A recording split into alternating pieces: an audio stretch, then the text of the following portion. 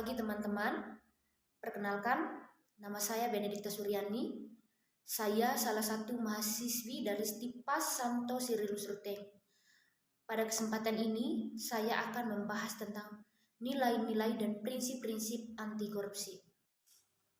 Pertama, kita lihat dulu latar belakang dari anti korupsi. Korupsi adalah salah satu masalah yang sampai saat ini masih merajalela atau masih ada. Pertama, kita lihat dulu apa itu korupsi. Korupsi merupakan suatu tindakan penyalahgunaan uang negara yang dilakukan oleh seorang atau sekelompok orang demi kepentingan pribadi atau kepentingan mereka sendiri. Begitu banyak faktor yang menyebabkan terjadinya korupsi di kalangan masyarakat, baik faktor internal, faktor eksternal. Kita lihat bahwa faktor internal merupakan faktor yang terjadi dari dalam diri setiap individu. Sedangkan faktor eksternal berasal dari lingkungan atau sistem itu sendiri. Upaya untuk mencegah terjadinya faktor eksternal dapat dilihat atau dapat dihilangkan setidaknya untuk mengurangi kedua faktor penyebab korupsi tersebut. Pertama, kita akan menanamkan nilai-nilai anti korupsi, yaitu nilai kejujuran, kemandirian, kedisiplinan, keberanian, dan keadilan. Nilai-nilai anti korupsi itu perlu diterapkan oleh setiap individu untuk dapat mengatasi faktor-faktor eksternal agar korupsi tidak terjadi.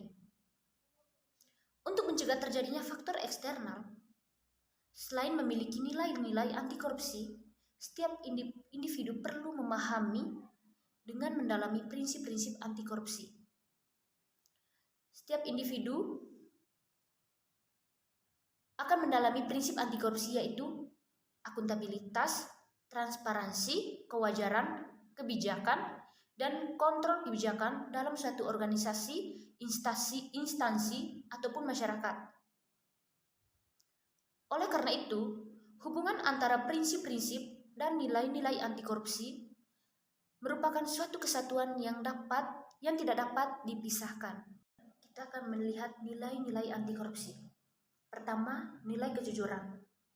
Seperti yang kita ketahui bahwa jujur adalah kesesuaian antara perkataan, perbuatan, sesuai antara informasi dan kenyataan. Kejujuran menurut Sugono, kata jujur dapat didefinisikan sebagai lurus hati, tidak berbohong, dan tidak curang. Jujur yang adalah salah satu sifat yang sangat penting bagi kehidupan mahasiswa. Tanpa sifat jujur, mahasiswa tidak dapat dipercayai dalam kehidupan sosialnya. Seperti yang kita ketahui bahwa nilai kejujuran dalam kehidupan kampus misalnya yang diwarnai dengan budaya akademik sangatlah diperlukan. Nilai kejujuran ibaratnya seperti mata uang yang berlaku di mana-mana, termasuk dalam kehidupan di kampus. Jika mahasiswa terbukti melakukan tindakan yang tidak jujur, baik pada lingkungan akademik maupun sosial, maka selamanya orang lain akan selalu merasa ragu untuk mempercayai mahasiswa tersebut. Sebagai akibatnya, mahasiswa akan selalu mengalami kesulitan dalam menjalin hubungan dengan orang lain. Yang kedua, kepedulian. Peduli adalah sebuah sikap keberpihakan kita untuk melibatkan diri dalam persoalan, keadaan, atau kondisi yang terjadi di sekitar kita. Salah satu contohnya, membantu teman dalam kesusahan. Dan yang ketiga, kedisiplinan. Disiplin adalah kebiasaan dan tindakan konsisten segala bentuk peraturan atau tata tertib. Contohnya, tidak terlambat datang ke kampus atau mengikuti berbagai peraturan dalam kampus. Dan yang keempat, kemandirian. Seperti yang kita ketahui bahwa mandiri adalah sikap atau perilaku yang memungkinkan seorang untuk bertindak bebas. Salah satu contohnya, belajar tanpa disuruh oleh orang lain ataupun orang tua. Dia melakukan hal secara mandiri. Dan yang kelima, keberanian. Berani adalah tidak takut untuk mengatakan kebenaran dan menolak ajakan perbuatan yang tidak baik atau perbuatan yang curang. Salah satu contohnya juga memperingati teman yang sedang membuli.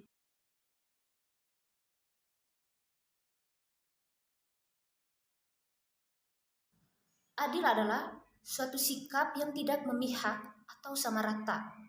Tidak ada yang lebih dan tidak ada yang kurang. Tidak ada pilih kasih dan masih banyak lainnya. Contohnya, tidak memilih teman dalam berkomunikasi. Dan yang ketujuh, sederhana. Seperti yang kita lihat bahwa sederhana adalah bersahaja, atau sederhana berarti menggunakan sesuatu yang secukupnya dan tidak berlebihan. Contoh, menyisihkan uang untuk ditabung atau untuk membantu orang lain dalam kesusahan. Yang kedelapan, kerja keras. Kerja keras adalah kegiatan yang dilakukan secara sungguh-sungguh tanpa mengenal kata lelah, tanpa menyerah, tidak akan berhenti hingga tujuan tercapai dengan tepat. Contohnya, belajar dengan sungguh-sungguh atau belajar tanpa menggunakan atau tanpa mengenal kata lelah. Dan yang kesembilan atau yang terakhir, yaitu tanggung jawab. Tanggung jawab adalah sikap atau perilaku seseorang dalam melaksanakan tugas dan kewajibannya. Contoh, mengakui kesalahan yang diperbuatnya.